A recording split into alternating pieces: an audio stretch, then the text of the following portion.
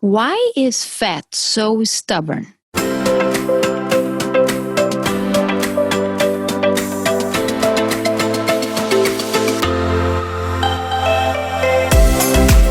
Welcome to Be Fab, Be You Made Simple, your daily dose of inspiration designed to help you reinvent yourself by optimizing your body and mind.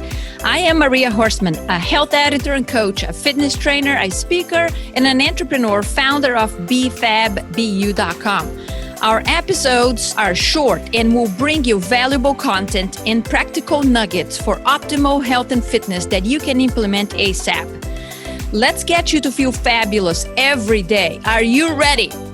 Check out the show notes too. 1, schedule a free call with me to discuss a plan to take your health to the next level. 2, submit a question to be featured in our Ask Me Anything episodes on Sundays. Connect with me on social media and much more. Hit the subscribe button, and if you like what you hear, share with your friends and leave it a rating.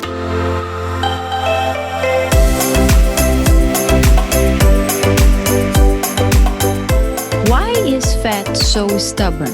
Welcome back to the Be Fab, Be You Made Simple podcast. I am super excited to be here and continue the conversation about fat and metabolism.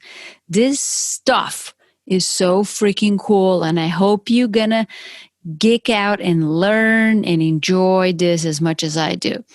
In today's episode, I'll address what is metabolism, why is fat so stubborn. By the way, raise your hand if you have a few pounds of fat to shed. What are the types of fat and how are fat and metabolism related? My quest here is to inspire you to take inventory of where you're at with your energy, health, fitness. I want you to assess the areas that you deserve attention or that deserve attention in your body. And finally, I want you to take action. Be sure to listen until the end. Why is that? It's because, if you've been here before, you will learn some valuable content and you'll get some practical nuggets for optimal health and fitness that you can implement ASAP. It's totally up to you, my friend. I know I'm giving it. It's up to you to grab it. It's free. Isn't that awesome? And of course, if you're ready to kick tails and take advantage of this opportunity of having a one-on-one with me for free so you can take charge of this unwanted and unhealthy fat, reclaim your energy, health, confidence, book a call. Let's talk about it. Let's put a plan together. Be ready to rock and roll. Go to befabbu.com/energy-audit. Often people think of metabolism as calories in, calories out. If that was the case, folks, your body would respond to 100 calories of Oreo cookies the same way it responds to 100 calories of broccoli. We know that is not the same. Would you, in your sane mind, consume 2,000 calories of Oreo cookies daily? Yes, you would if you want to die soon and likely in pain, right? Add some smoking to it and you got a nice formula over here. Yes, I'm being a little dramatic, and that's because I hear insane stuff come out of people's mouths sometimes. I think to myself, are they in denial, fearful of something? Something is going on. And I'm not here to judge. Absolutely not. What I'm saying is there is more to it when we kind of, at times, decide to shut our ears and our eyes to things that can be clear that aren't good. Why is that not clear to that person? So I ask those questions. I'm intrigued and curious about it. Look, I get pretty passionate about this stuff. Can you tell? So enough of that, okay? Let me move on and let me get back to metabolism. So Dr. Frank Suarez defines metabolism as all the movements, changes, and actions which the body does to convert food and nutrients into energy in order to survive. I think that's such an awesome, simplistic definition that I'm sharing this with you. There are many processes, movements, actions, and changes that the human body carries out to be able to survive, such as digestion, breathing, absorption, immune system, circulation, elimination, and etc. Each one of these processes has something in common, and that is movement. Yes, movement. The movement always involves the use of what? Energy. No energy, no movement. So let's think about this for a second. What am I really saying here is that energy is if energy is the movement, you got to think about energy beyond physical movement. And that's really what I want you to focus, because a lot of times, think about energy and like, yeah, I got the energy to jump up and down, to exercise, whatever. It goes far beyond that. So these mechanisms, that are necessary for metabolism require energy. How often you've said or heard somebody say, I don't have energy to exercise, to play, to garden, to perform physical activities. I'm just too tired. The thought of energy goes towards that. It's movement in a physical way. I want you to think of energy from a cellular level. It's pretty cool insulin receptors that we discussed in the past. They sit outside the cell membrane, right?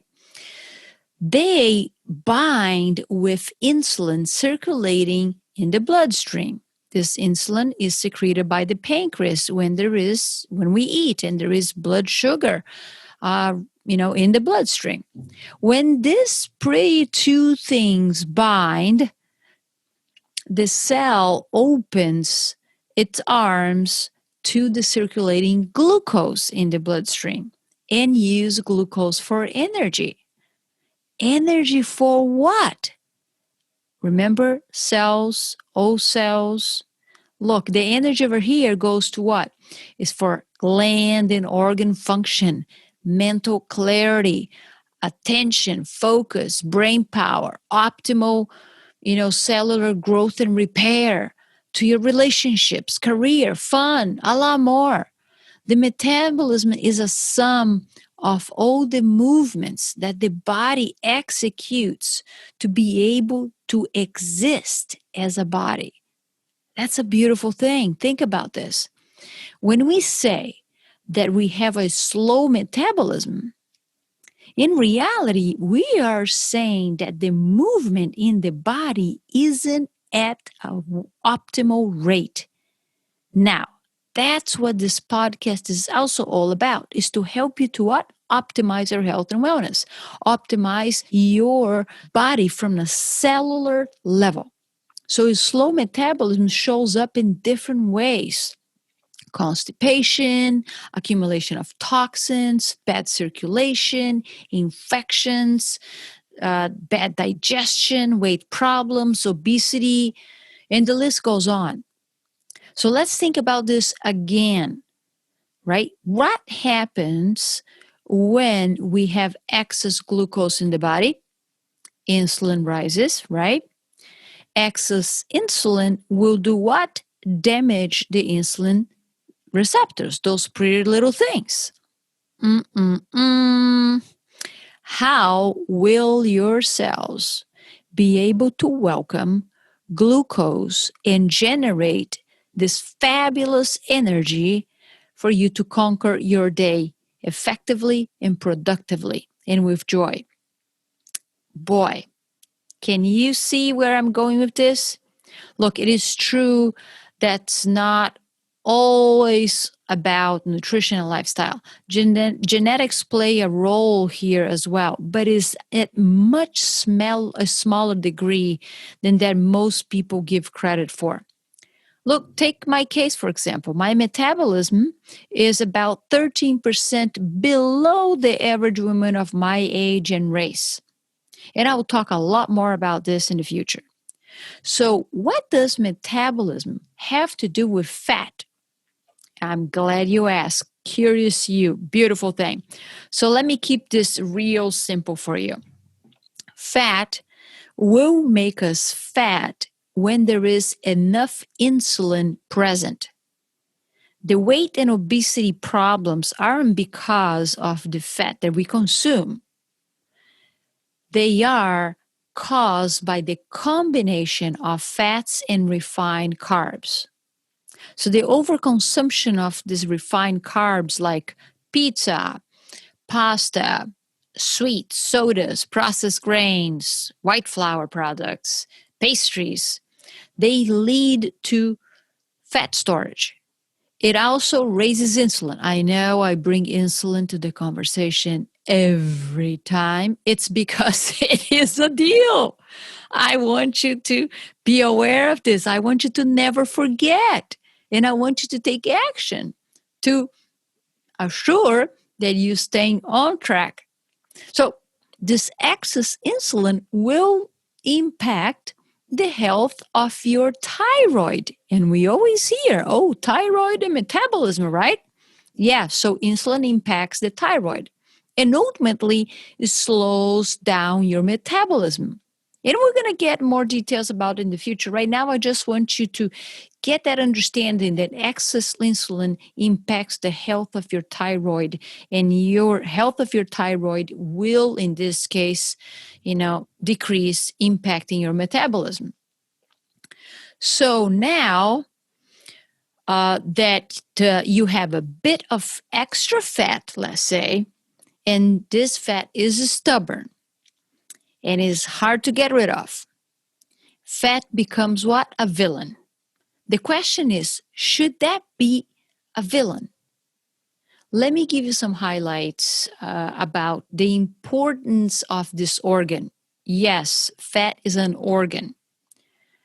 I want you to gain some appreciation for it and even, take the time to be thankful for its existence, because without fat, my friend, you wouldn't be here today listening to this podcast or to this information.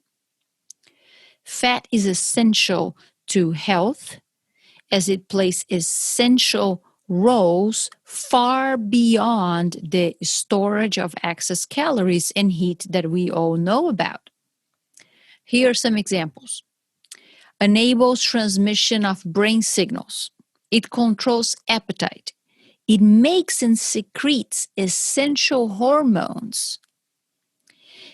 Is essential for puberty, sexual maturation, reproduction. It is used to produce heat and insulate our organs. Hello, I need these organs insulated. Serve as a messenger to our immune system. It helps sustain the body function during sickness and recovery. Yes, thank goodness for fat. Wow, isn't it incredible?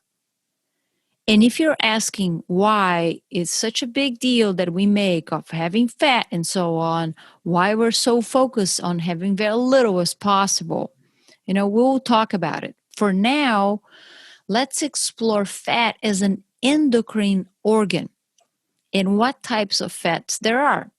So fat is an endocrine organ. What exactly does that mean?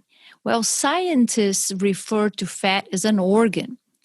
So what's that all about? Well, beyond storing excess energy and giving us heat, fat is also capable of synthesizing a number of biologically active compounds that regulate metabolic homeostasis or metabolic equilibrium.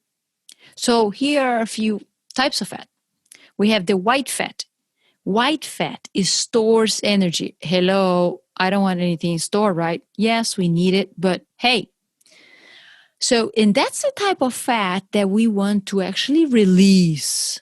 If you prefer the word ditch, let's go for it. Let's say release, let it go, right? So the visceral fat or the belly fat is the one that is the abdominal cavity, and that's part of the white fat. So the visceral fat can become inflamed and lead to many diseases. So the white fat makes and secretes adiponectin hormone. Now, that's an important hormone. It sensitizes the body's response to insulin. It also guides glucose and fat, to subcutaneous fat. Subcutaneous fat, is just under the skin and is not so bad compared to visceral fat that is in the abdominal cavity. We don't want much of that. So talk about white. Now, what is out there? Brown fat. Have you heard about it? Brown fat burns energy. Hello, we want that, right? The color actually comes from the high density of mitochondria. So there is energy in there. And it's found in the back, heart region, and in the neck as well. So what does brown fat do? Increases insulin sensitivity. Yes. Ka-ching. It burns calories to produce heat. Ka-ching. Has the potential to produce white fat. Yes, because the white fat, not all white fat is bad. Subcutaneous is not as bad as visceral. So ka-ching. And there is a thing called beige fat. That is basically the new brown fat, right? Because it get converted, and we'll talk more about how it converts from beige to brown. Raise your hand right here, folks. Raise right now if you would like to sign up for some brown fat. We all have it. Can we have more? Yes, and we'll discuss there more in the future. The ordeal about fat is that having too little or too much isn't good. There is a sweet spot, and you want to know more about it. I know I've just dumped a lot of cool stuff on your lap. The fat and metabolism saga will continue, so you don't want to go anywhere. In the meantime, grab your wellness journal and let's take inventory, shall we? So here are a few questions for you to answer. Do you believe or know whether you have a slow or fat metabolism? If you believe that's slow, have you been consuming refined carbs? And for how long you've been doing so? How do you feel after you consume these refined carbs? And if you rarely consume them, congrats, by the way, how this change has improved your energy and health.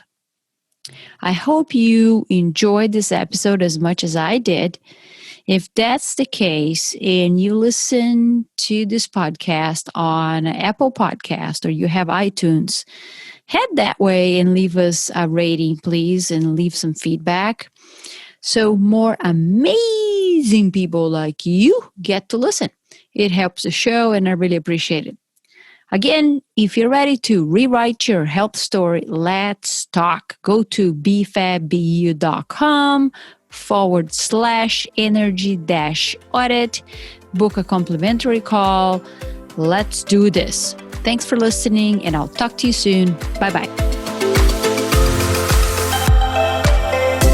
For listening to the BFABBU Made Simple podcast. Can you do me a favor?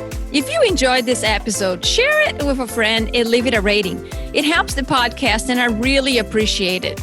If you're wondering where to start, head over to my website, linked in the show notes, to sign up to receive encouragement, tips, and strategies to maximize results. While you're there, download a free health guide to get you started today.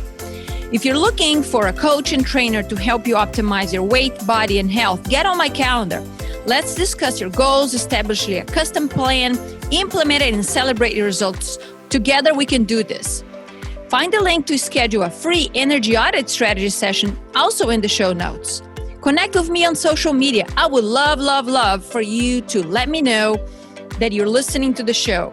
Also, see the show notes for the links. In addition to a qualified healthcare practitioner, it's important that you have someone in your corner who is in for you and will help you to plan and stay on track implementing your goals. Are you ready? Let's rock and roll this boat. I will see you on the next episode of BFABBU Made Simple. Just a reminder that this podcast is for educational purposes only. This podcast is not a substitute for healthcare by a doctor or other qualified medical professionals. This podcast is provided on the understanding that it does not constitute medical or other professional advice or services.